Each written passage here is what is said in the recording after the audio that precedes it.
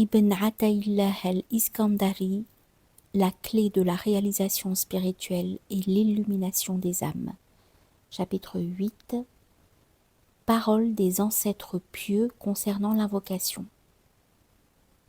Anas ibn Malik, que Dieu soit satisfait de lui, a dit: l'invocation de Dieu est une preuve de foi, une libération de l'hypocrisie, une protection contre le diable et un refuge du feu.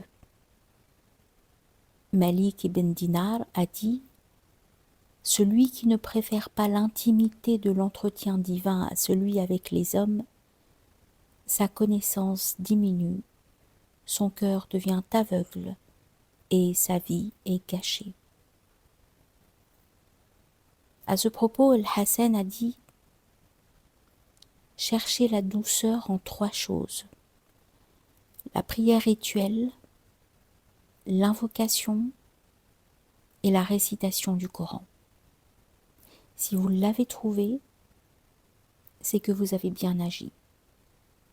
Sinon, sachez que la porte reste fermée, car un cœur qui ne connaît pas Dieu ne partage aucune intimité avec l'invocation et ne dépend donc pas de lui. Dieu le Très-Haut a dit: et quand Allah est mentionné seul sans associé, les cœurs de ceux qui ne croient pas en l'au-delà se crispent. Et quand on mentionne ceux qui sont en dehors de lui, voilà qu'ils se réjouissent.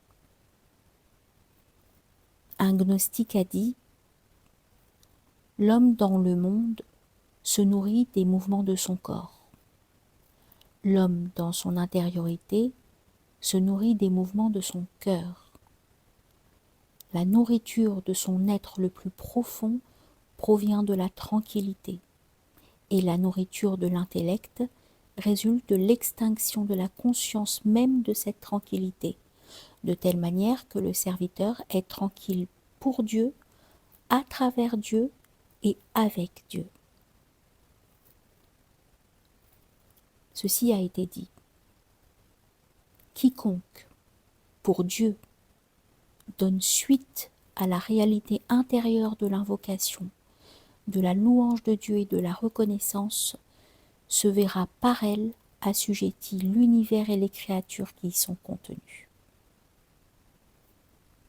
Matarif ibn Abu Bakr a dit: l'amant ne fatigue jamais de converser avec son bien-aimé.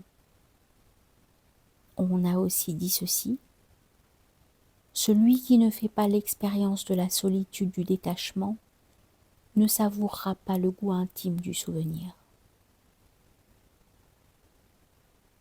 Ibn Hatta a dit: la foudre ne frappera pas celui qui invoque Dieu le Très-Haut.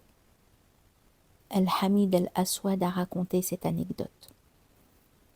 Alors que je voyageais avec Ibrahim al-Khawas, nous sommes arrivés en un lieu infesté de serpents.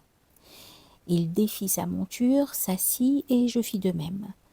Lorsque la nuit a commencé à se rafraîchir et que l'air s'est refroidi, les serpents se sont mis à sortir. Je criais, mais le shir me dit: mentionne Dieu. C'est donc ce que je fis. Et les serpents sont partis. Mon état n'a pas faibli jusqu'au lendemain. Lorsque nous nous sommes levés au petit matin, le shir s'est levé pour marcher et j'ai marché avec lui. Soudain, un énorme serpent qui s'était enroulé autour de lui tomba de son habit. « L'aviez-vous senti ?» lui demandai-je. Il répondit: « Non, et ça fait longtemps que je n'ai pas passé une nuit aussi agréable que la nuit dernière. » On a aussi dit ceci: pour le cœur du novice, le souvenir de Dieu est l'épée avec laquelle il combat l'ennemi et repousse l'affliction. En effet, lorsque l'adversité vient à égarer le serviteur, s'il occupe son cœur avec Dieu, tout ce qui lui déplaît le fuit immédiatement.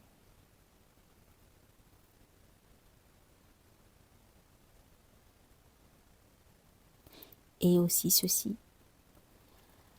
lorsque l'invocation entre dans le cœur et en prend possession, si le diable s'en approche, il doit se prosterner à plat ventre comme un homme. Les diables prostrés se regroupent alors autour du cœur et s'interrogent. Que lui est-il arrivé? Certains d'entre eux répondent, c'est l'intimité avec Dieu qui l'a terrassé. Et ceci, véritablement, l'ange de la mort consulte celui qui invoque lorsque le moment est venu de prendre son âme. Dieu a dit, souvenez-vous de moi dans la colère, et je me souviendrai de vous dans la mienne. Soyez contents de mon aide, car mon aide est meilleure que l'est la vôtre en vous-même. Dhunnun el-Misri a dit, quiconque se souvient véritablement de Dieu oublie tout excepté l'invocation, pendant que Dieu s'occupe de tout pour lui et lui sert de compensation pour toute chose.